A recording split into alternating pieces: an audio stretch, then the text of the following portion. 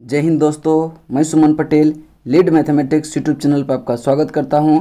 आज हम लोग इस वीडियो में देखेंगे भारतीय राष्ट्रीय कांग्रेस। अभी आधुनिक भारत का टॉपिक चल रहा है और इसमें हम 11 कंप्लीट टॉपिक का डिस्कशन कंप्लीट करवा चुके हैं। ठीक है, जो भी पिछले वीडियो नहीं देखे हैं डिस्क्रिप्शन में हम उसका लिंक दे दिए हैं, वहाँ से जाकर आप देख सकते हैं। देखिए एक चीज़ और, अगर आपको इसका PDF प्राप्त करना हो तो आप मेरा टेलीग्राम चैनल लीड मैथमेटिक्स को ज्वाइन करें, वहाँ पे सारे PDF आपको मिल जाएगा। ठीक है, तो आज चलते हैं। हम पहले देखेंगे कि भारतीय राष्ट्रीय कांग्रेस से संबंधित इम्पोर्टेंट फैक्ट्स को, उसके बाद इसी वीडियो में लगभग 70 क्वेश्चन के आसपास देखेंगे इससे रिलेटेड क्वेश्चन। ठीक है, जितना भी आज तक IAS PCS BPSC दरोगा जितना भी पूछा गया है सारे क्वेश्चन को हम लगभग 70 प्रश्न इंपॉर्टेंट प्रश्न को डिस्कस करेंगे। ठीक है, तो चलिए देखते हैं इसका पहला पॉइंट क्या है। कह रहा है कि एलन ऑक्टेवियन ह्यूरोम यानी कि एओ ह्यूरोम भारतीय सिविल सेवा के सेवानिवृत्ति ब्रिटिश अधिकारी थे। ये शिमला में बस गए थे। ये कहाँ बस गए थे? शिमला में। 1884 ईस्वी में इन्होंने भारतीय राष्ट्रीय संघ, इन्होंने क्या किया? भारतीय राष्ट्रीय संघ इंडियन नेशनल यूनियन की स्थापना की, जो कि भारतीय राष्ट्रीय कांग्रेस का अग्रदूत था। जो कि क्या था? भारतीय राष्ट्रीय कांग्रेस का अग्रदूत था। भारतीय राष्ट्रीय कांग्रेस की स्थापना 1825 ईस्वी में एओ ह्यूरोम के द्वारा की गई थी। इसका पहला अधिवेशन जो है 28 दिसंबर 1885 को बम्बई स्थित गोकुलदास तेजपाल संस्कृत विद्यालय में आयोजित किया गया। ठीक है, पहला अधिवेशन कहाँ हुआ था? गोकुलदास तेजपाल संस्कृत विद्यालय, जो कि उसका पहला अधिवेशन हुआ था। कब हुआ था? 28 दिसंबर 1885 को। इसी सम्मेलन में दादा भाई नौरोजी के सुझाव पर भारतीय राष्ट्रीय संघ का नाम बदलकर भारतीय राष्ट्रीय कांग्रेस कर दिया। भारतीय राष्ट्रीय कांग्रेस कर दिया। इसमें 72 प्रतिनिधियों ने भाग लिया। कितना प्रतिनिधि? 72 प्रतिनिधि ने भाग लिया। भारतीय राष्ट्रीय कांग्रेस के पहले अधिवेशन की अध्यक्षता कौन करते थे? कौन किया था? व्योमेश चंद्र बनर्जी, जिसको WC बनर्जी ने की थी। इसके प्रथम महासचिव स्वयं जो थे वह एओ ह्यूरोम थे। कौन थे? एओ ह्यूरोम महासचिव थे। और पहले अधिवेशन की अध्यक्षता किसने किया था? व्योमेश चंद्र बनर्जी ने। और पहला अधिवेशन कब हुआ था? 28 दिसंबर 1885 में। ठीक है, चलिए आगे है कि भारतीय राष्ट्रीय कांग्रेस की स्थापना 1885 ईस्वी के समय भारत का वायसराय जो था वह लॉर्ड डफरिन था। बहुत इंपॉर्टेंट है, लॉर्ड डफरिन था, जिसका कार्यकाल जो था 1884 से 1888, यानी कि लॉर्ड डफरिन का शासनकाल कब से कब था? 1884 से 88। देखिए, अगर गवर्नर जनरल का वीडियो आप देखना चाहते हैं तो प्ले लिस्ट में उसका भी वीडियो सेव है, आप वहां से जाके पूरा 2 घंटे का वीडियो होगा, वो 2 से 2.5 घंटे के बीच का वीडियो है, वहां से जाके देख सकते हैं। ठीक है, चलिए अगला चलते हैं। अगला पॉइंट कहता है कि उसने कांग्रेस को यह कहकर मजाक उड़ाया कि सूक्ष्मदर्शी अल्पसंख्यकों की संस्था है। किसने? लॉर्ड डफरिन ने क्या कहा था कांग्रेस को? सूक्ष्मदर्शी अल्पसंख्यकों की संस्था है। कांग्रेस का दूसरा अधिवेशन जो कि 1886 ईस्वी में कलकत्ता में हुई, इसकी अध्यक्षता दादा भाई नौरोजी ने किया। दादा भाई नौरोजी ने किया।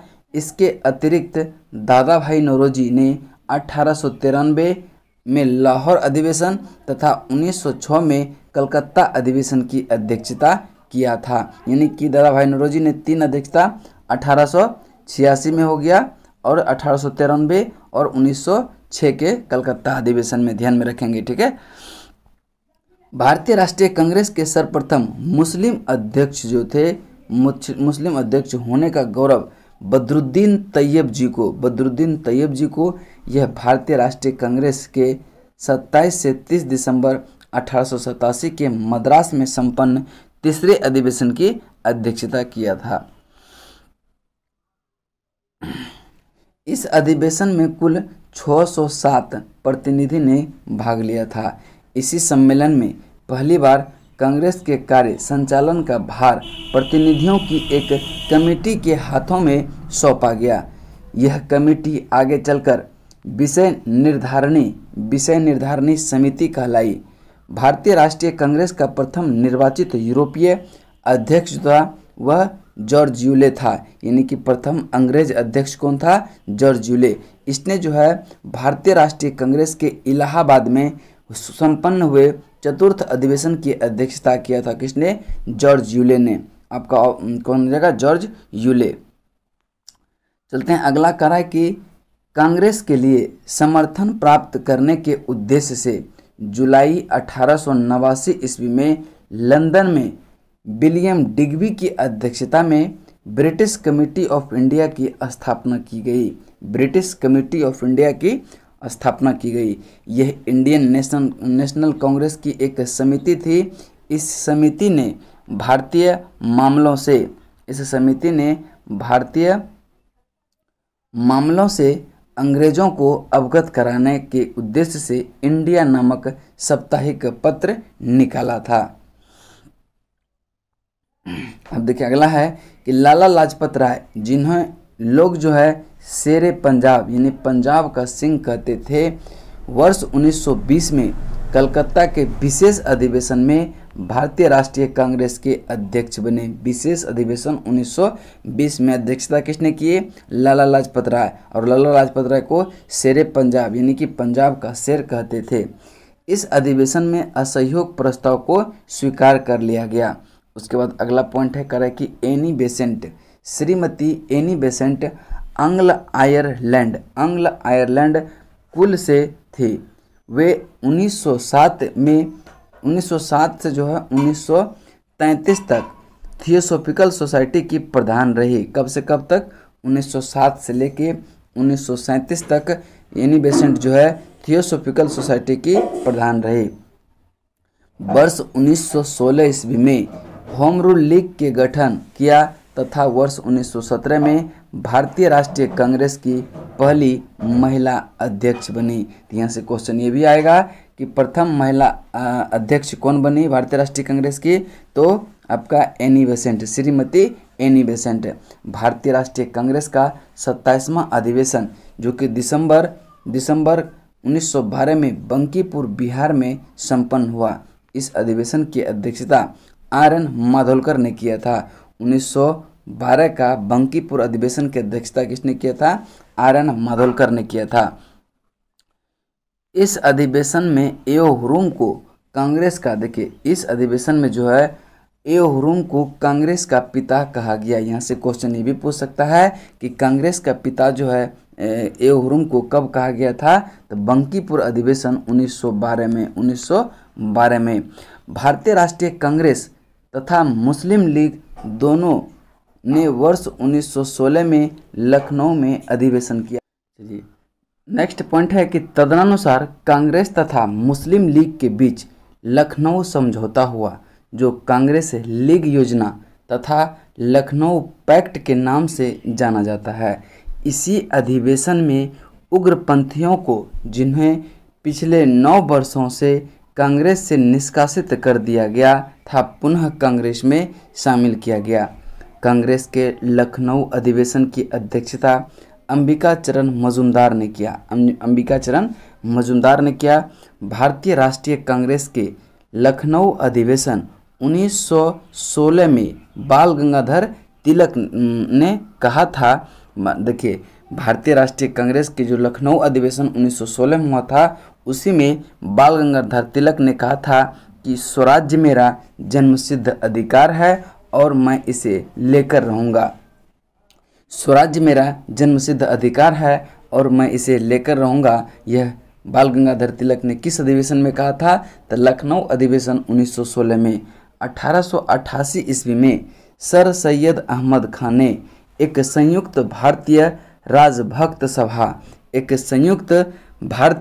राजभक्त सभा बनाई, जिसका उद्देश्य कांग्रेस के प्रचार को निष्फल करना था और लोगों को कांग्रेस से दूर रखना था। वर्ष 1900 में कर्जन ने कहा था, कांग्रेस अब लड़खड़ा रही है, कांग्रेस अब लड़खड़ा रही है और जल्द ही गिरने वाली है। यह मेरा बड़ा मकसद भी यही है कि मेरे भारत प्रवास के दौरान ही इस पार्टी का अंत हो। देखिए बहुत बड़ा कथन है, ये डायरेक्ट कथन दे देगा और पूछेगा किसने कहा था। तो कांग्रेस अब लड़खड़ा रही है और जल्द ही गिरने वाली है। मेरा सबसे बड़ा मकसद भी यही है कि मेरे भारत में प्रवास के दौरान ही इस पार्टी का अंत हो। किसने कहा था? लॉर्ड कर्जन ने। कब कहा था? 1900 में। नेक्स्ट पॉइंट है कि भारत की स्वतंत्रता प्राप्ति के बाद महात्मा गांधी ने भारतीय राष्ट्रीय कांग्रेस को समाप्त करने का सुझाव दिया था। लॉर्ड विलिंगटन ने कांग्रेस के 30वें अधिवेशन में भाग लिया। इस दौरान वह बम्बई का गवर्नर था। यह अधिवेशन बम्बई में वर्ष 1915 में आयोजित किया गया। महात्मा गांधी ने केवल एक बार 1924 के बेलगांव अधिवेशन की अध्यक्षता किया। 1924 में केवल एक बार जो है महात्मा गांधी बेलगांव अधिवेशन की अध्यक्षता किए। सरोजिनी नायडू 1879 से 1949 के प्रख्यात कवित्री और राष्ट्रवादी नेत्री थी। और ये ध्यान में रखेंगे कि 1925 में कानपुर अधिवेशन में हुई भारतीय राष्ट्रीय कांग्रेस के 40वें वार्षिक अधिवेशन में वे कांग्रेस के प्रथम भारतीय महिला अध्यक्ष बनी थी। देखिए अगर यहाँ से क्वेश्चन पूछे कि प्रथम भारतीय महिला कांग्रेस के अध्यक्ष कौन बनी, तो प्रथम भारतीय महिला सरोजिनी नायडू। लेकिन अगर पूछे कि प्रथम महिला कांग्रेस अध्यक्ष कौन बनी, तो वह श्रीमती एनी बेसेंट। चलते हैं अगला पॉइंट। 1947 से 1949 में यह उत्तर प्रदेश की राज्यपाल भी रही थी। 1947 से जो है 1949 में सरोजिनी नायडू उत्तर प्रदेश के राज्यपाल भी रही। जवाहरलाल नेहरू ने वर्ष 1929 में लाहौर, अप्रैल 1936 में लखनऊ तथा दिसंबर 1936 में फैजपुर अधिवेशन की अध्यक्षता किया। ठीक है, जवाहरलाल नेहरू ने 1929 के लाहौर अधिवेशन की अध्यक्षता, अप्रैल 1936 के लखनऊ अधिवेशन की अध्यक्षता और दिसंबर 1936 के फैजपुर अधिवेशन की अध्यक्षता की। अगला पॉइंट चलते हैं, कहते हैं कि कांग्रेस का 51वां अधिवेशन 19 से 21 फरवरी 1938 के दौरान गुजरात के हरिपुरा में संपन्न हुआ। इस अधिवेशन की अध्यक्षता सुभाष चंद्र बोस ने की थी। इस अधिवेशन में राष्ट्रीय नियोजन समिति का गठन किया गया तथा पंडित जवाहरलाल नेहरू को इसका अध्यक्ष बनाया गया। वर्ष 1940 से 1946 तक अबुल कलाम आज़ाद कांग्रेस के अध्यक्ष रहे। कांग्रेस के, देखिए बहुत इंपॉर्टेंट है कि कांग्रेस के अध्यक्ष जो है अबुल कलाम आज़ाद कब से कब रहे? 1940 से 46। जेबी कृपलानी को कांग्रेस के 54वें अधिवेशन नवंबर 1946 मेरठ की अध्यक्ष चुना गया था। तब वे जो है आज़ादी के समय भी रहे थे। ठीक है, कांग्रेस 55वें अधिवेशन जो कि दिसंबर 1948 जयपुर की अध्यक्षता डॉक्टर पट्टाभी सीतारामैया ने की थी। रविंद्रनाथ टैगोर द्वारा मूल रूप से बंगला में रचित संगीतबद्ध जन गण मन के हिंदी संस्करण को संविधान सभा ने भारत के राष्ट्रगान के रूप में 24 जनवरी 1950 को अपनाया। सर्वप्रथम 27 दिसंबर 1911 को भारतीय राष्ट्रीय कांग्रेस के कलकत्ता अधिवेशन में गाया गया था। जनगण मन प्रथम बार गाया गया कब? तो कलकत्ता अधिवेशन 1911 में। लेकिन जनगण की रचना जो किया था वह कब हुआ था? यह स्वीकार कब किया गया था? 24 जनवरी 1950 को इसको अपनाया गया था। ठीक है, चलते हैं अगला पॉइंट। कराए कि बाल गंगाधर तिलक बाल गंगाधर तिलक ने अंतिम रूप से भारतीय राष्ट्रीय कांग्रेस के अमृतसर अधिवेशन 1919 में भाग लिया था।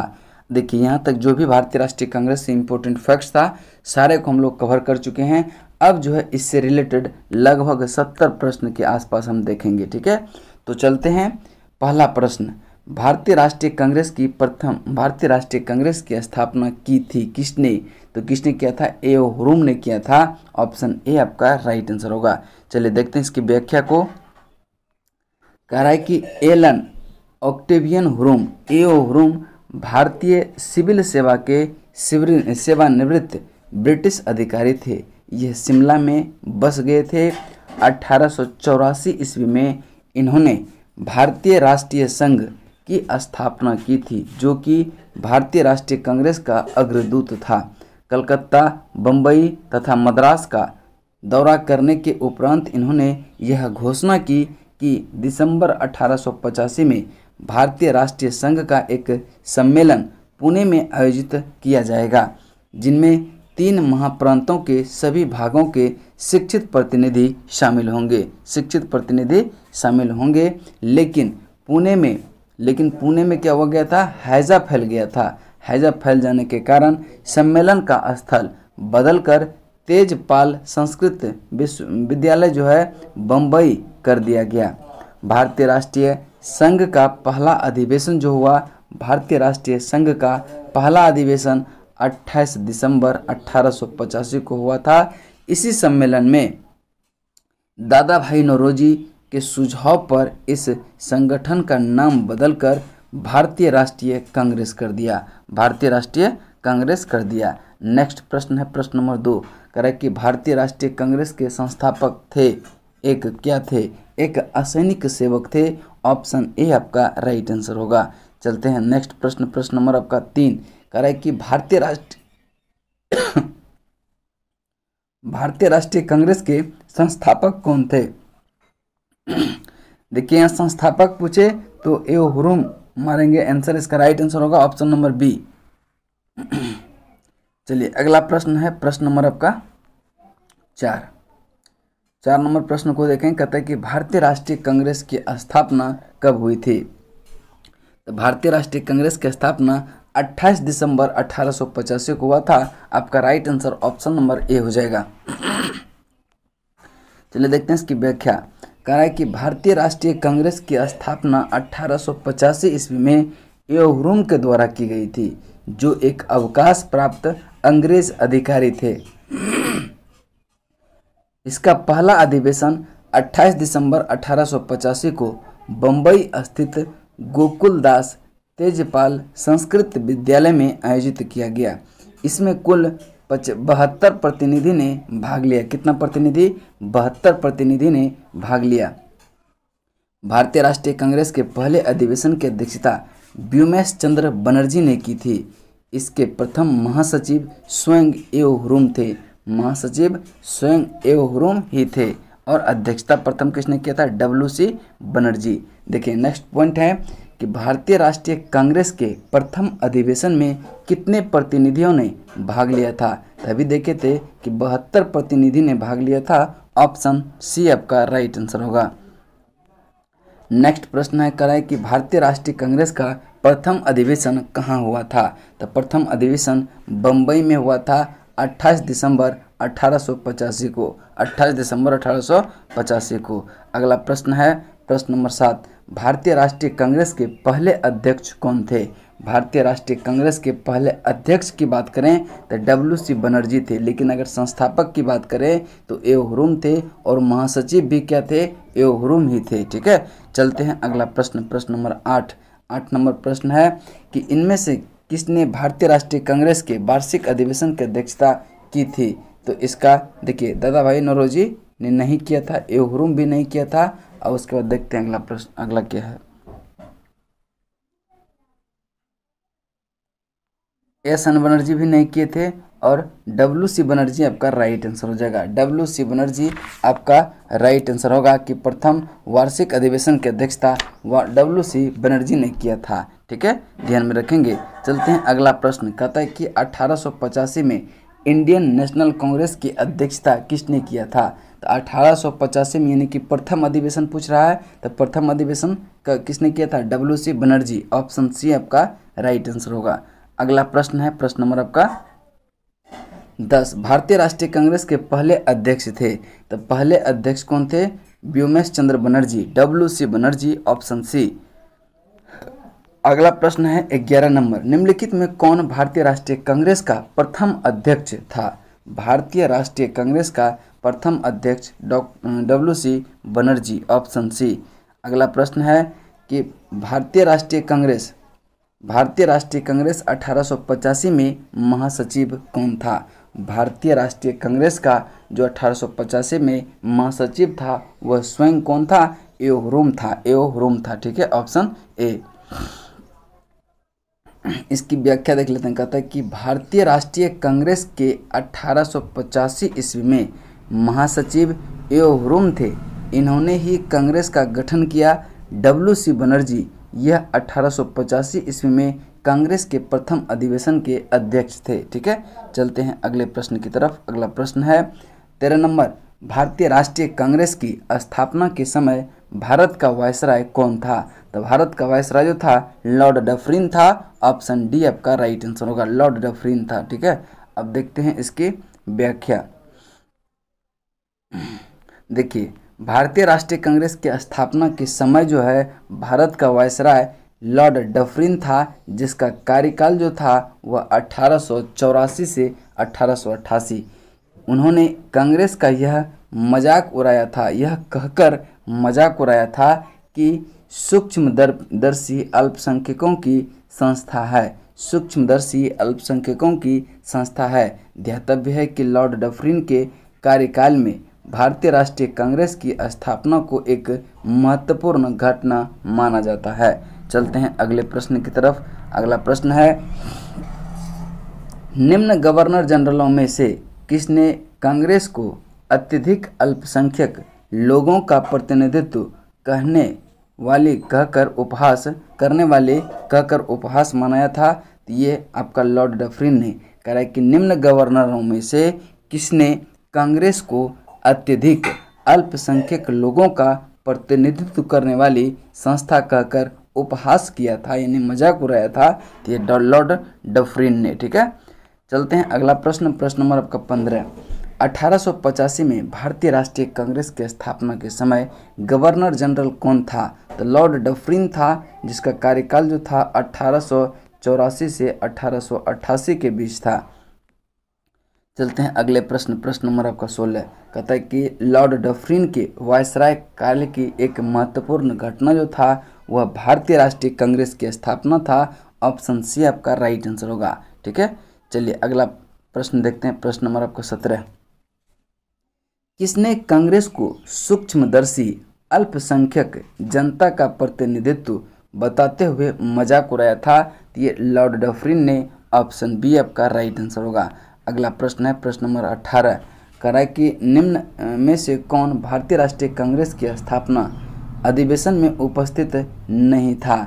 तो उपस्थित नहीं था, कौन नहीं था? तो सुरेंद्र नाथ, देखिए दादा भाई नौरोजी थे, सुब्रमण्यम अय्यर भी थे, और इसमें क्या सुरेंद्र नाथ बनर्जी नहीं थे। जस्टिस रनाडे भी थे, सुरेंद्र नाथ बनर्जी इसमें उपस्थित नहीं थे। चलिए इसकी व्याख्या देख लेते हैं।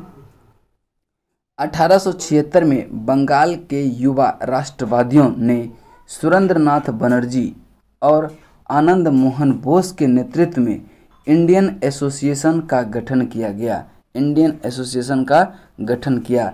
दिसंबर 1883 ईस्वी में इंडियन एसोसिएशन ने अखिल भारतीय राष्ट्रीय सम्मेलन इंडियन नेशनल कॉन्फ्रेंस का आयोजन किया गया। दूसरा सम्मेलन दिसंबर 1885 में कलकत्ता में हुआ, जिसकी अध्यक्षता सुरेंद्र नाथ बनर्जी ने। यही कारण था कि अखिल भारतीय राष्ट्रीय सम्मेलन से जुड़े सुरेंद्र नाथ बनर्जी 1885 में जो है भारतीय राष्ट्रीय कांग्रेस की स्थापना सत्र में शामिल नहीं हुए थे। चलते हैं अगले प्रश्न की तरफ। प्रश्न नंबर 19 है, कह रहा है कि भारतीय राष्ट्रीय कांग्रेस के दूसरे अधिवेशन की अध्यक्षता किसने किया था? तो दूसरे अधिवेशन की अध्यक्षता दादा भाई नौरोजी ने किए थे। ऑप्शन सी आपका राइट आंसर होगा। चलते हैं इसकी व्याख्या। कहता है कांग्रेस का दूसरा अधिवेशन जो हुआ था वह 1886 कलकत्ता में हुआ था। इसकी अध्यक्षता दादा भाई नौरोजी ने की थे। ठीक है, चलते हैं अगले प्रश्न। प्रश्न नंबर आपका 20 है। कह रहा है कि कांग्रेस के लिए समर्थन प्राप्त करने के लिए 1889 ईस्वी में एक समिति स्थापित की गई। निम्न में से उस समिति का सभापति कौन था? तो इसका राइट आंसर होगा विलियम डिग्बी था। विलियम डिग्बी, ऑप्शन बी आपका राइट आंसर होगा। देखते हैं इसकी व्याख्या। कांग्रेस के लिए समर्थन प्राप्त करने के उद्देश्य से जुलाई 1889 में लंदन में विलियम डिग्बी की अध्यक्षता में ब्रिटिश कमेटी ऑफ इंडिया की स्थापना की गई। यह इंडियन नेशनल कांग्रेस की एक समिति थी। इस समिति ने भारतीय मामलों से अंग्रेजों को अवगत कराने के उद्देश्य से इंडिया नामक एक साप्ताहिक पत्र निकाला। चलते हैं अगला प्रश्न। प्रश्न नंबर आपका 21 है। कह रहा है कि भारतीय राष्ट्रीय कांग्रेस के सर्वप्रथम मुस्लिम अध्यक्ष कौन थे? तो मुस्लिम अध्यक्ष बदरुद्दीन तैयब थे। बदरुद्दीन तैयब। अगर पूछे अंग्रेज अध्यक्ष कौन थे तो जॉर्ज यूले हो जाएगा। ठीक है, चलिए देखते हैं इसकी व्याख्या।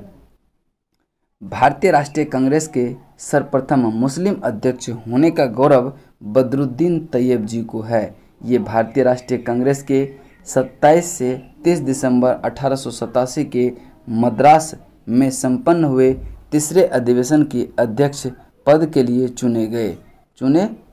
ठीक है, और अगला प्रश्न है प्रश्न नंबर आपका 22 नंबर प्रश्न कर रहा है कि भारतीय राष्ट्रीय कांग्रेस का पहला मुस्लिम अध्यक्ष कौन था? तो ये बदरुद्दीन तैयब जी थे। ऑप्शन डी आपका राइट आंसर होगा। नेक्स्ट प्रश्न है प्रश्न नंबर आपका 23 कह रहा है कि निम्नलिखित कथनों पर विचार करें कि उपरोक्त में कौन सा कथन सही है। ठीक है, पहला कथन है कि भारतीय राष्ट्रीय कांग्रेस की प्रथम महिला अध्यक्ष सरोजिनी नायडू थी। नहीं, भारतीय राष्ट्रीय कांग्रेस की प्रथम महिला अध्यक्ष जो थे वो श्रीमती एनी बेसेंट जिसने 1917 में कांग्रेस की अध्यक्षता की थी। अगर पूछे कि भारतीय राष्ट्रीय कांग्रेस की प्रथम भारतीय महिला कौन थी, तब सरोजिनी नायडू थे जो कि 1925 में इसका अध्यक्षता की थी। ठीक है, तो अब ये एक नंबर कथन क्या हो गया? गलत हो गया। दूसरा कथन है कि भारतीय राष्ट्रीय कांग्रेस के प्रथम मुस्लिम अध्यक्ष बदरुद्दीन तैयब जी थे। कौन थे? बदरुद्दीन तैयब जी थी। बिल्कुल सही आंसर है, यानी कि आपका केवल दो जो है सही है, केवल दो आपका सही है।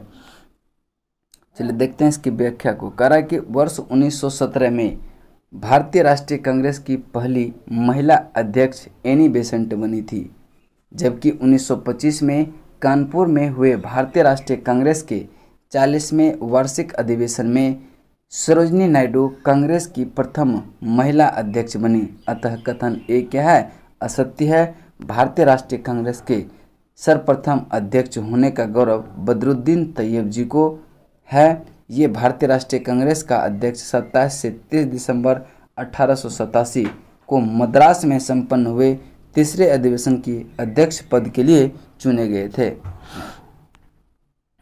अगला प्रश्न है 24 नंबर। कहता है कि भारतीय राष्ट्रीय कांग्रेस का प्रथम निर्वाचित यूरोपीय अध्यक्ष कौन था? यूरोपीय मतलब अंग्रेज अध्यक्ष कौन था? तो जॉर्ज यूले। आपका ऑप्शन बी राइट आंसर होगा। अब देखते हैं इसकी व्याख्या। कह रहा है कि भारतीय राष्ट्रीय कांग्रेस का प्रथम निर्वाचित यूरोपीय अध्यक्ष जॉर्ज यूले था।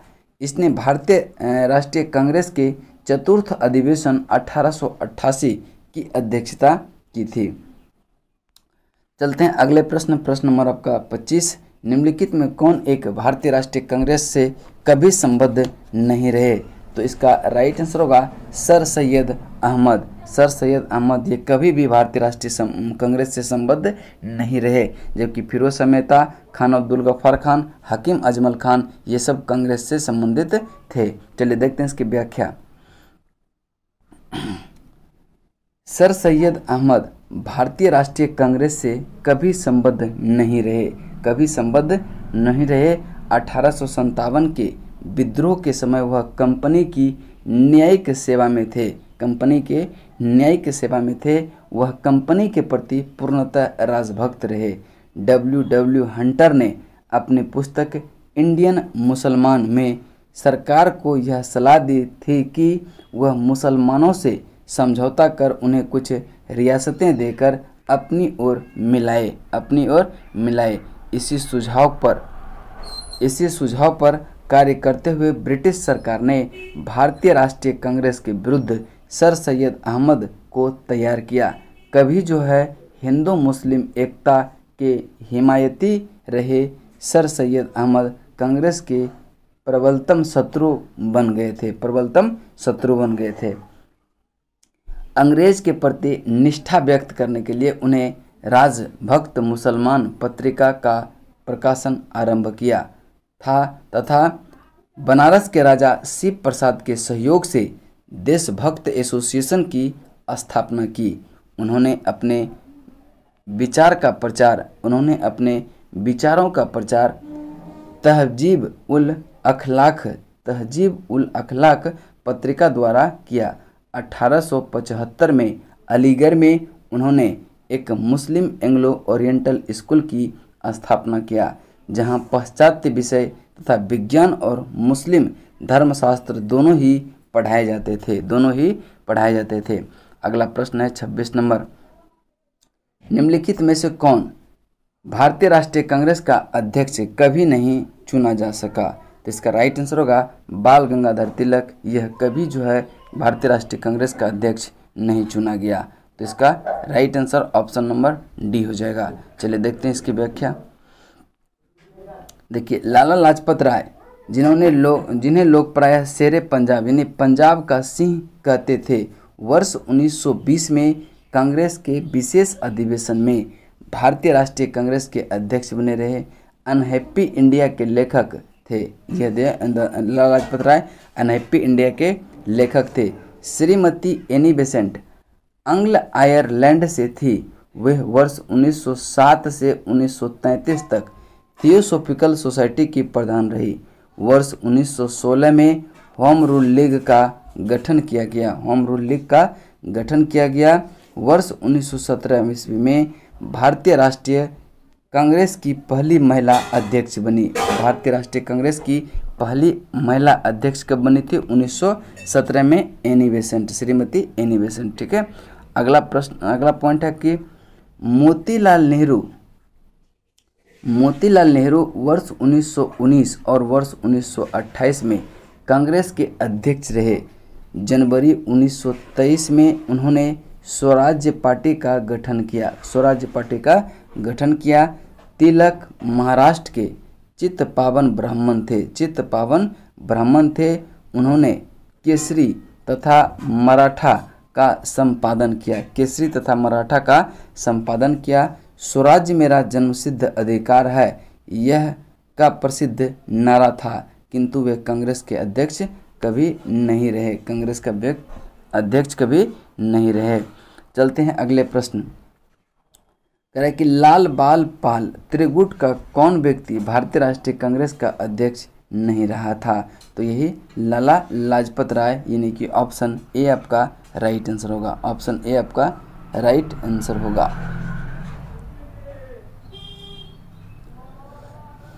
चलिए देखते हैं इसका जो है आंसर होगा। ये देखिए, लाला लाजपत राय तो अध्यक्षता किया था ना 1920 का विशेष अधिवेशन का, तो ये नहीं होगा। इसका राइट आंसर होगा बाल गंगाधर जो तिलक। ये कभी जो है भारतीय राष्ट्रीय कांग्रेस का अध्यक्ष नहीं बना। ठीक है। तो इसका राइट आंसर ये गलत दिया है इस यहाँ पे। इसका right answer option number B हो जाएगा। चलते हैं अगले प्रश्न नंबर आपका 28 नंबर प्रश्न है, निम्नलिखित में से भारतीय राष्ट्रीय कांग्रेस का अध्यक्ष नहीं रही। इसका राइट आंसर होगा भारतीय राष्ट्रीय कांग्रेस का अध्यक्ष नहीं रहे। तो देखिए, तो इसका राइट आंसर कौन सा हो जाएगा? डॉक्टर एनी बेसेंट आपका राइट आंसर होगा। ठीक है। Option C, Annie Besant, option C. देखिए, यहाँ पे जो है मिस प्रिंटिंग हुआ है। यहाँ पे जो है आपका होगा कि निम्नलिखित में से कौन भारतीय राष्ट्रीय कांग्रेस के अध्यक्ष रही है? ठीक है, रही है। तो इसका राइट आंसर होगा एनी बेसेंट। ठीक है, आंसर तो ठीक है, एनी बेसेंट ही होगा। ठीक है। चलिए नेक्स्ट क्वेश्चन है, क्वेश्चन नंबर आपका 29। कराए कि निम्नलिखित में से किस अधिवेशन के लिए कांग्रेस ने पहली बार एक महिला को अध्यक्ष चुना था? तो कलकत्ता अधिवेशन 1917 में श्रीमती एनी बेसेंट को, यानी कि ऑप्शन ए आपका राइट आंसर हो जाएगा। नेक्स्ट क्वेश्चन है 30 नंबर। अखिल भारतीय कांग्रेस के प्रथम महिला अध्यक्ष थी। अखिल भारतीय कांग्रेस के प्रथम महिला अध्यक्ष थे, तो इसका राइट आंसर होगा एनी बेसेंट, ऑप्शन सी। ठीक है, ऑप्शन सी।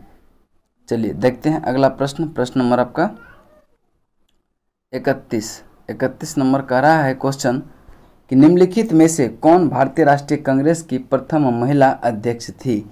तो प्रथम महिला अध्यक्ष जो थी, अगर भारतीय महिला अध्यक्ष पूछता तो सरोजिनी नायडू होता, लेकिन ये पूछ रहा है कौन भारतीय राष्ट्रीय कांग्रेस की प्रथम महिला अध्यक्ष थी, तो Shrimati Annie Besant, option B आपका राइट आंसर होगा।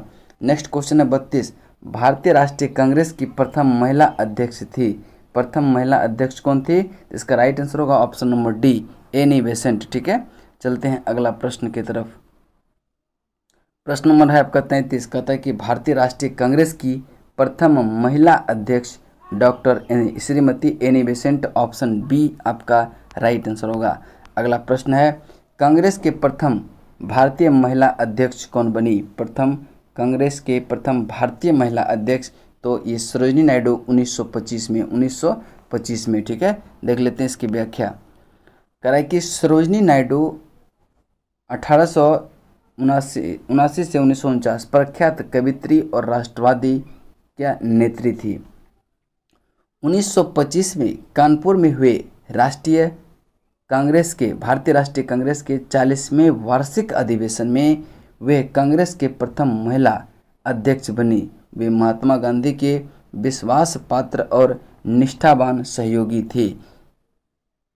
स्वतंत्रता संग्राम में भाग लेने पर इन्हें कई बार जेल भी जाना पड़ा था और 1947 से 49 में यह उत्तर प्रदेश के राज्यपाल भी रही थी। चलते हैं अगले प्रश्न। प्रश्न नंबर 35। इंडियन नेशनल कांग्रेस की प्रथम महिला अध्यक्ष कौन थी? प्रथम महिला अध्यक्ष कौन थी? यह सरोजिनी नायडू, यानी कि ऑप्शन सी। प्रथम भारतीय महिला अध्यक्ष कौन थी? तो सरोजिनी नायडू।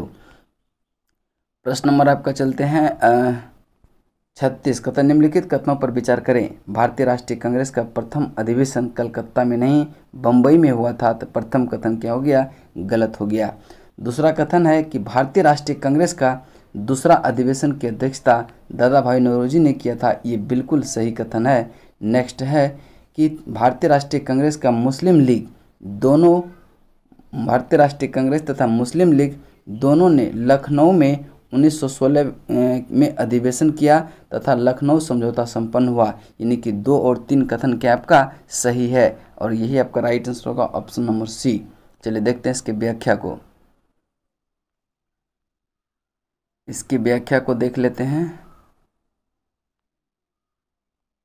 करा कि भारतीय राष्ट्रीय कांग्रेस का प्रथम अधिवेशन कलकत्ता में नहीं बल्कि बम्बई में हुआ था, जिसमें जो है कुल 72 प्रतिनिधि यानी कि सदस्यों ने हिस्सा लिया। यद्यपि यह पुणे में आयोजित होना था, किंतु वहाँ क्या हुआ था, हैजा फैल जाने के कारण यह बम्बई में आयोजित किया गया। अतः कथन एक क्या हो गया? असत्य हो गया। दूसरा अधिवेशन 1886 ईस्वी में कलकत्ता में दादा भाई नौरोजी की अध्यक्षता में संपन्न हुआ। उसके बाद भारतीय राष्ट्रीय कांग्रेस का मुस्लिम लीग दोनों ने वर्ष 1916 में लखनऊ में अधिवेशन किया। तदनुसार कांग्रेस तथा मुस्लिम लीग के बीच लखनऊ समझौता हुआ, जो कांग्रेस लीग योजना तथा लखनऊ पैक्ट के नाम से जाना जाता था। इसी अधिवेशन में उग्रपंथियों को जिन्हें जो है पिछले 9 वर्षों से कांग्रेस से निष्कासित कर दिया गया था, पुनः कांग्रेस में शामिल कर लिया गया और कांग्रेस के लखनऊ अधिवेशन की अध्यक्षता अंबिका चरण मजूमदार ने की थी। चलते हैं अगला प्रश्न। प्रश्न नंबर आपका 37। कहता है कि भारतीय राष्ट्रीय कांग्रेस का 27वां अधिवेशन किस स्थान पर हुआ था? इसका राइट आंसर होगा बंकीपुर, बिहार, ऑप्शन डी आपका राइट आंसर होगा। भारतीय राष्ट्रीय कांग्रेस का 27वां अधिवेशन दिसंबर 1912 में बंकीपुर, बिहार में संपन्न हुआ। इस अधिवेशन की अध्यक्षता आर एन मधोलकर ने किया। इसी अधिवेशन में एओ हुरुम को कांग्रेस का पिता कहा गया। अगला प्रश्न है प्रश्न नंबर आपका 38, कहता है कि निम्नलिखित में भारतीय राष्ट्रीय कांग्रेस के किस अधिवेशन में बाल गंगाधर तिलक ने अभिव्यक्त किया था कि स्वराज्य मेरा जन्मसिद्ध अधिकार है और मैं इसे लेकर रहूँगा। तो इसका राइट आंसर होगा लखनऊ अधिवेशन 1916। लखनऊ अधिवेशन 1916। भारतीय राष्ट्रीय कांग्रेस के लखनऊ अधिवेशन 1916 में बाल गंगाधर तिलक ने कहा था कि स्वराज्य मेरा जन्मसिद्ध अधिकार है और मैं इसे लेकर रहूँगा। इस अधिवेशन में उग्रवादियों को पुनः कांग्रेस की वापसी हुई। तिलक एवं एनी बेसेंट के प्रयास से कांग्रेस तथा मुस्लिम लीग के बीच क्या हुआ, समझौता हुआ। यह समझौता लखनऊ समझौता या कांग्रेस लीग समझौता के नाम से प्रसिद्ध हुआ। कांग्रेस लीग समझौता के नाम से प्रसिद्ध हुआ। स्वराज्य मेरा जन्मसिद्ध अधिकार है और मैं इसे लेकर ही रहूँगा, किसने कहा था? यह बाल गंगाधर तिलक ने कहा था। ऑप्शन सी आपका राइट आंसर होगा। ऑप्शन सी आपका राइट आंसर होगा। अब चलते हैं, देखते हैं इसका अगला प्रश्न 40 नंबर।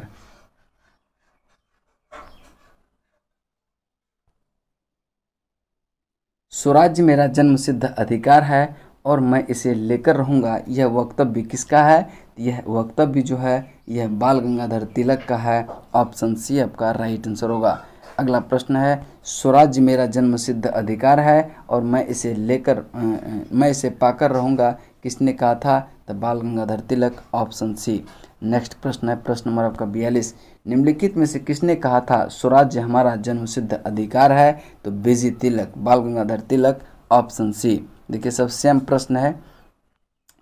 अगला प्रश्न है भारतीय राष्ट्रीय कांग्रेस के बारे में निम्नलिखित कथनों पर विचार कीजिए। पहला कथन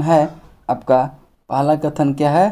पहला कथन है आपका कि सरोजिनी नायडू कांग्रेस की अध्यक्ष होने वाली प्रथम महिला नहीं थे, वह श्रीमती एनी बेसेंट थी। पहला कथन क्या हो गया? गलत हो गया।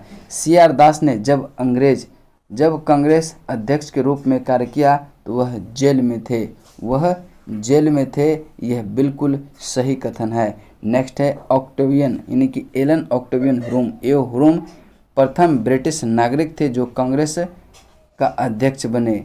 तो कांग्रेस का अध्यक्ष ये कभी बने ही नहीं थे। कांग्रेस का अध्यक्ष कभी नहीं, ये महासचिव थे कांग्रेस का और ये कांग्रेस का स्थापना किया था। अगला प्रश्न है अल्फ्रेड वेब 1894 में कांग्रेस के अध्यक्ष थे। यह बिल्कुल सही, यानी कि 2 और 4 आपका क्या हो गया? कथन सही हो गया, यानी कि आपका right answer option number B हो जाएगा। Option number B. चलिए देखते हैं इसका व्याख्या में है कि कह रहा है कि भारतीय राष्ट्रीय कांग्रेस की प्रथम महिला अध्यक्ष होने का गौरव जो है वह किसको है?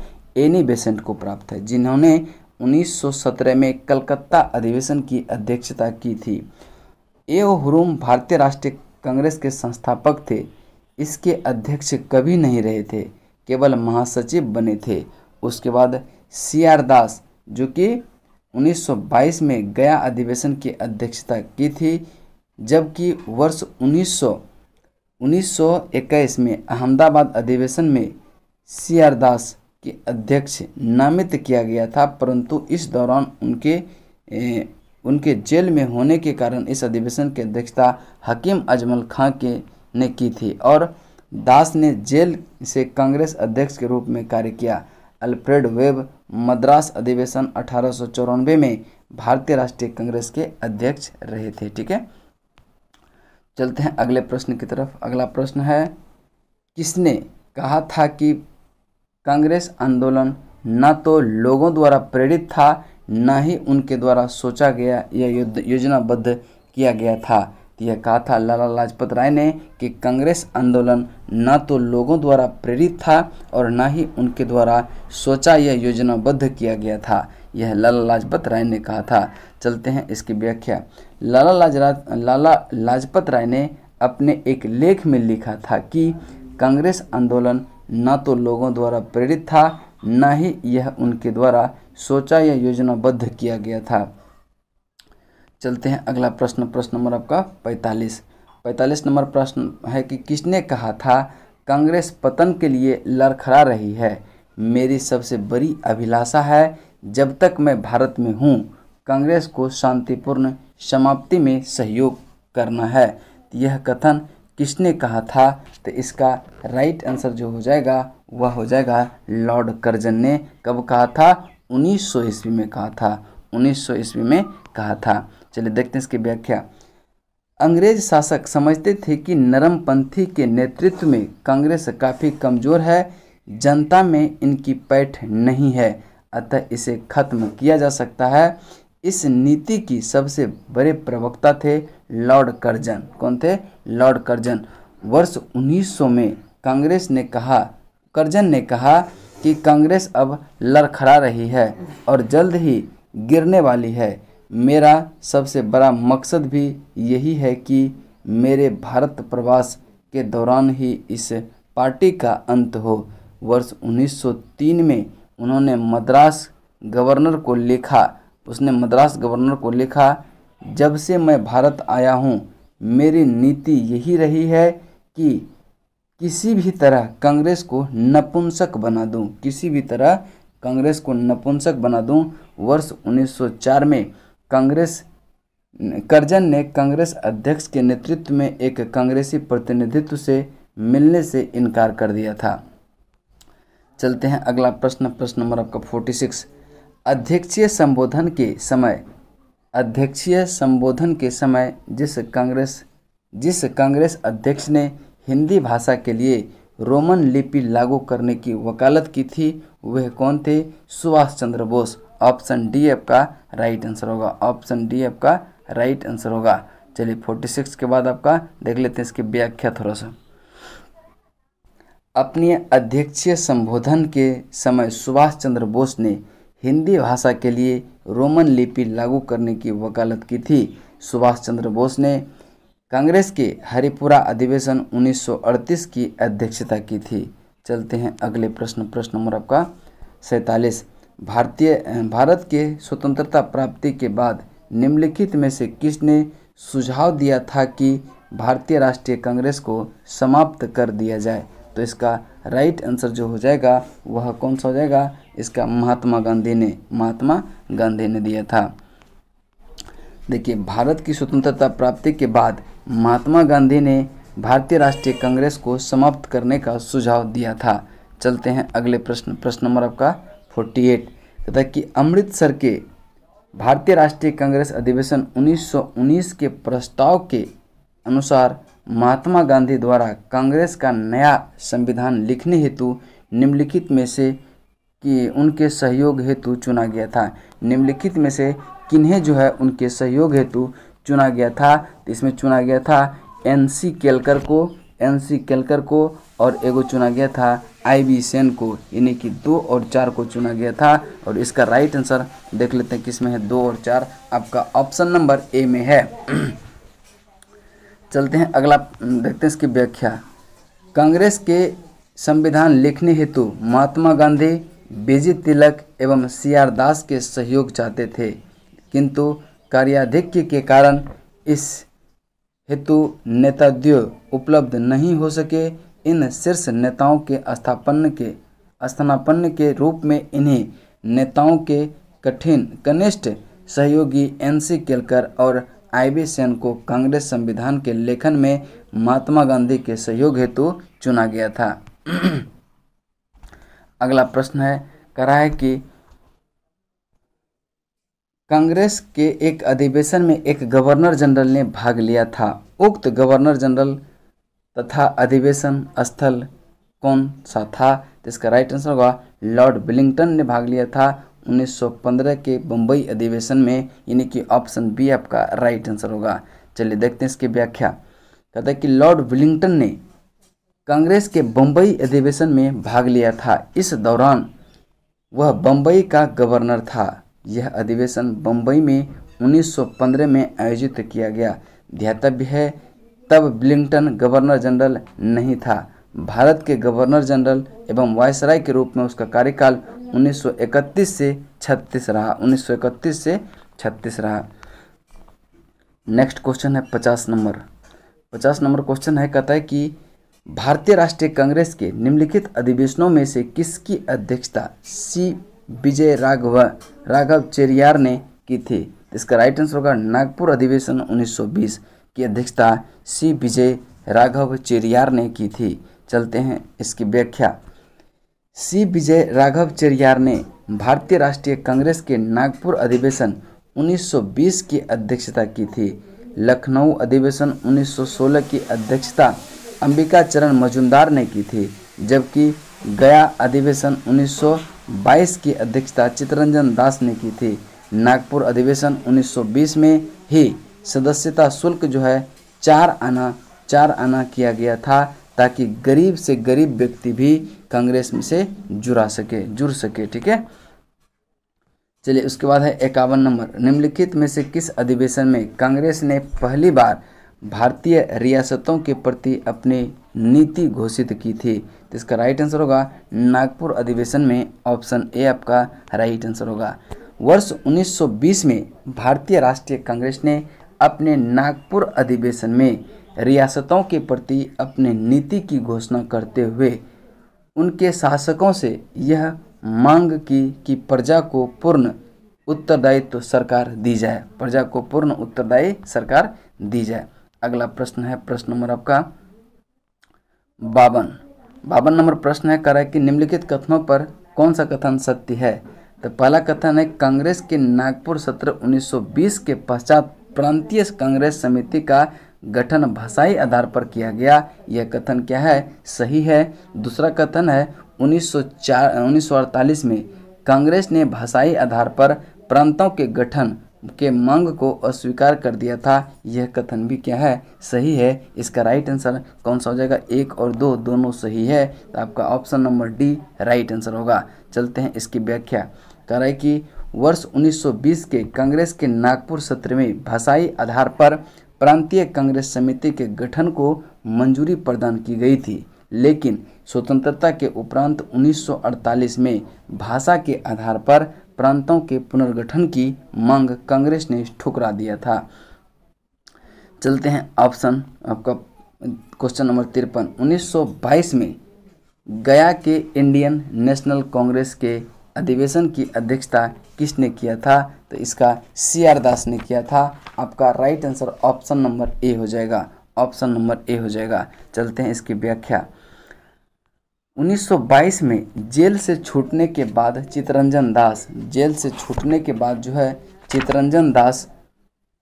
दास ने गया में कांग्रेस सम्मेलन का निर्वाचित अध्यक्ष घोषित किया गया। असहयोग आंदोलन की समाप्ति के बाद देशबंधु ने सभा प्रवेश कार्यक्रम के जरिए जैसे सभाओं के भीतर असहयोग भारतीय राजनीति को नया आयाम देने का प्रयास किया, परंतु सिया राजगोपालाचारी, वल्लभ भाई पटेल, डॉक्टर राजेंद्र प्रसाद, NG रंगा, अयंगर आदि नेताओं ने परिषद में प्रवेश करने की नीति का विरोध किया। इस अधिवेशन में काउंसिल में प्रवेश न लेने का प्रस्ताव पारित हुआ। फलस्वरूप चित्तरंजन दास ने त्यागपत्र दे दिया। चित्तरंजन दास ने त्यागपत्र दे दिया। इसके उपरांत उन्हें कांग्रेस के भीतर से स्वराज्य की स्थापना पार्टी की स्थापना किया। चलते हैं अगले प्रश्न नंबर आपका 54। निम्नलिखित में से किसने अखिल भारतीय हरिजन सेवक संघ की स्थापना 1932 में किया था? तो ये MK गांधी ने किया था। अखिल भारतीय हरिजन सेवक संघ की स्थापना 1932 में महात्मा गांधी ने किया था। चलते हैं अगले प्रश्न नंबर आपका 55। प्रश्न नंबर 55 को ध्यान से देखेंगे। कह रहा है कि निम्नलिखित की सूची के अनुसार जो है भारतीय राष्ट्रीय कांग्रेस का अध्यक्ष हुए, तिथ्यानुसार उन्हें क्रमबद्ध कीजिए। तो देखिए, महात्मा गांधी जो कांग्रेस का अध्यक्षता किए थे 1924 में किए थे, 1924 में। और जवाहरलाल नेहरू जो किए थे 1929 में किए थे लाहौर अधिवेशन, 1936 में लखनऊ, और 1936 में ही एक फैजपुर अधिवेशन हुआ था, ये जवाहरलाल नेहरू ने किया था। ठीक है। वल्लभ भाई पटेल ने जो अध्यक्षता किया था यह 1931 में किया था। कब? 1931 में कराची अधिवेशन, ठीक है, 1931 में कराची अधिवेशन, और सरोजिनी नायडू 1925 में, सरोजिनी नायडू 1925 में कानपुर अधिवेशन, ठीक है। तो इसको अब क्रम वाइज सबसे पहले कौन हो गया, सबसे पहले आपका हो जाएगा कौन सा महात्मा गांधी, उसके बाद हो जाएगा श्रीमती एनी बेसेंट, फिर हो जाएगा कौन वल्लभ भाई पटेल, सॉरी वल्लभ भाई पटेल नहीं, फिर हो जाएगा जवाहरलाल नेहरू, उसके बाद वल्लभ भाई पटेल। यानी कि राइट आंसर जो होगा 1 4 2 3, 1 4 2 3 आपका right answer option number C है, ऑप्शन नंबर सी। चलिए इसको देख लेते हैं व्याख्या। देखिए महात्मा गांधी केवल एक बार 1924 के बेलगांव अधिवेशन की अध्यक्षता की थी। सरोजिनी नायडू वर्ष 1925 में कानपुर में हुए भारतीय राष्ट्रीय कांग्रेस के 40वें वार्षिक अधिवेशन में कांग्रेस की प्रथम भारतीय महिला अध्यक्ष बनी। जवाहरलाल नेहरू वर्ष 1929 में लाहौर, अप्रैल 1936 में लखनऊ तथा दिसंबर 1936 में फैजपुर अधिवेशन की अध्यक्षता की, जबकि वल्लभ भाई पटेल ने वर्ष 1931 के कराची अधिवेशन की अध्यक्षता की थी। चलते हैं अगला प्रश्न, प्रश्न नंबर आपका 56। भारतीय राष्ट्रीय कांग्रेस के 1924 के अधिवेशन में महात्मा गांधी द्वारा मात्र एक बार अध्यक्षता की गई, यह अधिवेशन कहाँ हुआ था? तो इसका राइट आंसर होगा यह अधिवेशन बेलगांव में हुआ था। कहाँ पे? बेलगांव में। अब देख लेते हैं बेलगांव किस ऑप्शन में है, बेलगांव आपका किस ऑप्शन में है, और बेलगांव देखिए 3 नंबर में है, तो यानी सी आपका राइट आंसर होगा। चलते हैं इसकी व्याख्या, नेक्स्ट देखते हैं इसके क्वेश्चन नंबर आपका 57। भारतीय राष्ट्रीय कांग्रेस एकमात्र अधिवेशन जिसकी अध्यक्षता महात्मा गांधी ने किया था, तो वह बेलगांव अधिवेशन 1924 था। ऑप्शन सी आपका राइट आंसर होगा। अगला प्रश्न चलते हैं, प्रश्न नंबर आपका 58। कहता है कि सूची 1 को सूची 2 से सुमेलित करें, सूची 1 को सूची 2 से सुमेलित करें। तो आप देखेंगे कि सूची 1 में है अध्यक्ष और दूसरा में है क्या, भारतीय राष्ट्रीय कांग्रेस के सभाओं के स्थान। देखिए अबुल कलाम आज़ाद, अबुल कलाम आज़ाद जो थे ये रामगढ़ अधिवेशन 1940, रामगढ़ अधिवेशन 1940। सरोजिनी नायडू, सरोजिनी नायडू कानपुर अधिवेशन 1925। मोतीलाल नेहरू, मोतीलाल नेहरू अमृतसर अधिवेशन 1919। डॉक्टर राजेंद्र प्रसाद बम्बई अधिवेशन ये 1934। तो इसका राइट आंसर होगा 4 3 1 2, 4 3 1 2। देखते हैं किस ऑप्शन में है, ऑप्शन डी आपका राइट आंसर होगा। चलते हैं इसकी व्याख्या में वही दिया है कि देखिए मोतीलाल नेहरू जो है वह अमृतसर अधिवेशन 1919, सरोजिनी नायडू कानपुर अधिवेशन 1925, डॉक्टर राजेंद्र प्रसाद बम्बई अधिवेशन 1934, अबुल कलाम आज़ाद रामगढ़ अधिवेशन 1940, रामगढ़ अधिवेशन 1940। नेक्स्ट है 49 नंबर, 59। कहता है कि निम्नलिखित में से किस भारतीय राष्ट्रीय कांग्रेस के अधिवेशन में जवाहरलाल नेहरू ने समाजवाद को भारत की समस्याओं को हल करने की कुंजी बताया? ये लखनऊ अधिवेशन 1936 वाला में, यानी कि ऑप्शन बी आपका राइट आंसर होगा। चलते हैं इसकी व्याख्या। कह रहा है कि वर्ष 1936 में के कांग्रेस के लखनऊ अधिवेशन में जवाहरलाल नेहरू ने समाजवाद को भारत की समस्याओं को हल करने की कुंजी बताया। उन्होंने कहा कि मैं समाजवाद के अलावा ऐसा कोई दूसरा रास्ता नहीं देखता जो भारत के लोगों को गरीबी, बेकारी और गुलामी से मुक्ति दिला सके। ठीक है, चलते हैं अगला प्रश्न, प्रश्न नंबर आपका 60। वर्ष 1938 के भारतीय राष्ट्रीय कांग्रेस के हरिपुरा अधिवेशन की अध्यक्षता की थी किसने? सुभाष चंद्र बोस ने। ऑप्शन डी आपका राइट आंसर होगा। अब देखते हैं इसकी व्याख्या। कांग्रेस का 51वां अधिवेशन 19 से 21 फरवरी 1938 के दौरान गुजरात के हरिपुरा में संपन्न हुआ था। इस अधिवेशन की अध्यक्षता सुभाष चंद्र बोस ने की थी। इस अधिवेशन में राष्ट्रीय नियोजन समिति का गठन किया गया। पंडित जवाहरलाल नेहरू को इसका अध्यक्ष बनाया गया।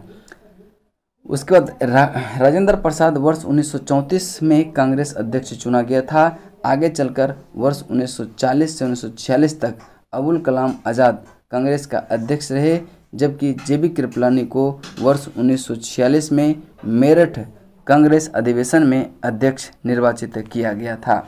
अगला प्रश्न है 61 नंबर।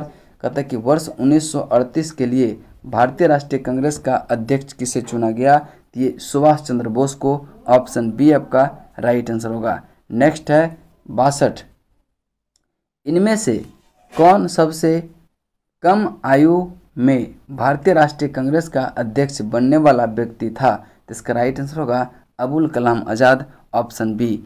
चलिए देखते हैं इसकी व्याख्या। कर रहे थे मौलाना अबुल कलाम आज़ाद। मौलाना अबुल कलाम आज़ाद 1888 से 1958 वर्ष 1923 में दिल्ली में आयोजित भारतीय राष्ट्रीय कांग्रेस के विशेष सत्र के अध्यक्ष बनाए गए। वह भारतीय राष्ट्रीय कांग्रेस के अध्यक्ष पद के धारण करने से पहले कम उम्र के व्यक्ति थे। सबसे कम उम्र के व्यक्ति थे अबुल कलाम आज़ाद। वर्ष 1940 से 46 तक लगातार 6 वर्षों तक भारतीय राष्ट्रीय कांग्रेस के अध्यक्ष थे। आज़ादी के पूर्व यह सबसे लंबा कार्यकाल था। जवाहरलाल नेहरू जो कि 1889 से 1964 ने वर्ष 1929 में कांग्रेस के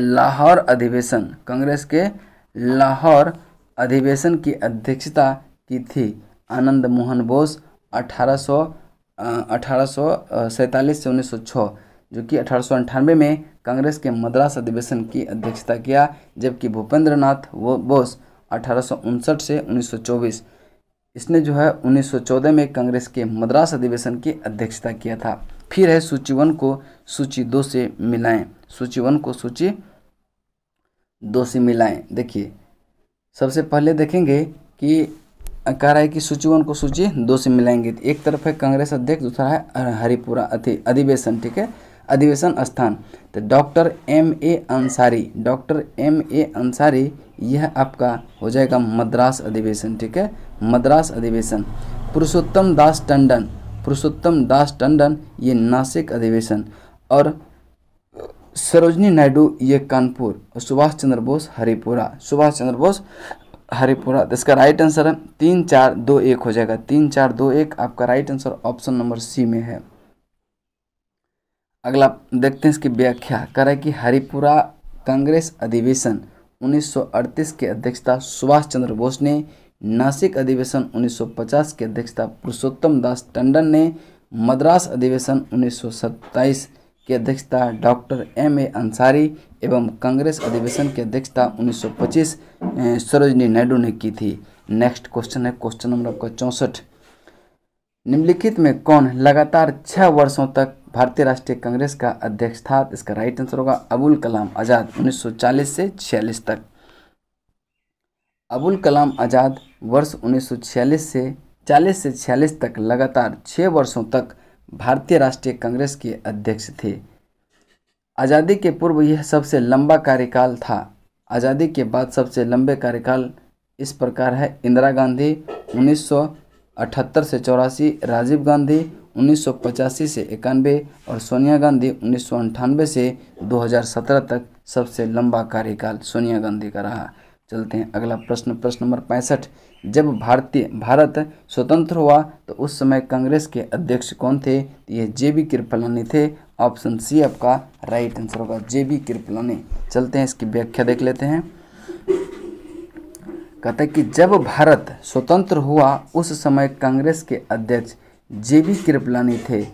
उन्हें कांग्रेस के 54वें अधिवेशन नवंबर 1946 मेरठ का अध्यक्ष चुना गया था। वे आज़ादी के समय भी अध्यक्ष रहे।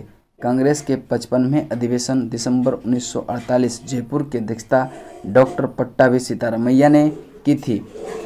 महात्मा गांधी ने बेलगांव अधिवेशन 1924, बेलगांव अधिवेशन 1924, जवाहरलाल नेहरू ने लाहौर के लखनऊ में एवं फैजपुर अधिवेशन क्रमशः दिसंबर 1929 और अप्रैल 1936 एवं दिसंबर 1936 में, तथा सरदार पटेल कराची अधिवेशन 1931 की अध्यक्षता किया था।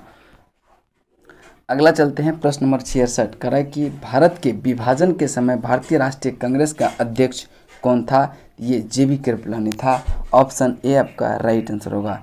चलते हैं अगला प्रश्न, प्रश्न नंबर आपका 67, कह रहा है कि जन गण मन पहली बार किस अवसर पर गाया गया था? तो इसका राइट आंसर जो होगा, गाया गया था कब? तो इसका राइट आंसर होगा कल कांग्रेस का अधिवेशन 1911 में। कांग्रेस का अधिवेशन 1911 में। आपका राइट आंसर जो हो जाएगा वो ऑप्शन नंबर सी, ठीक है, भारतीय राष्ट्रीय कांग्रेस अधिवेशन 1911, ठीक है, जो कि कहाँ हुआ था, कलकत्ता में। चलिए इसकी व्याख्या देख लेते हैं। रविंद्रनाथ टैगोर द्वारा मूल रूप से बांग्ला में रचित और संगीतबद्ध जन गण मन के हिंदी संस्करण को संविधान सभा ने भारत के राष्ट्रगान के रूप में 24 जनवरी 1950 को अपनाया। यह सर्वप्रथम दिसंबर 1911 में भारतीय राष्ट्रीय कांग्रेस का कलकत्ता अधिवेशन में गाया गया था। चलिए नेक्स्ट क्वेश्चन है, क्वेश्चन नंबर आपका 68। भारतीय राष्ट्रीय कांग्रेस का अंतिम अधिवेशन जिसमें बाल गंगाधर तिलक ने भाग लिया था वह था अमृतसर अधिवेशन 1919। चलिए नेक्स्ट देखते हैं, कह रहा है कि बाल गंगाधर तिलक ने अंतिम रूप से भारतीय राष्ट्रीय कांग्रेस के अमृतसर अधिवेशन 1919 में भाग लिया था। इन्होंने मॉन्टेग्यू चेम्सफोर्ड सुधार के तहत होने वाले विधायिका के चुनाव के बहिष्कार करने की महात्मा गांधी की नीति का विरोध किया। तिलक ने उत्तरदायी सहयोग की नीति को अपनाने की सलाह दी। 1 अगस्त 1920 को तिलक का देहांत हो गया था। इसके बाद जो है कांग्रेस में गर्म दल और नरम दल से संबंधित जो भी इंपॉर्टेंट फैक्ट्स होगा, उससे रिलेटेड क्वेश्चन होगा, उसको हम लोग देखेंगे 13वां क्लास में, ठीक है। चलिए तब तक के लिए जय हिंद, जय भारत।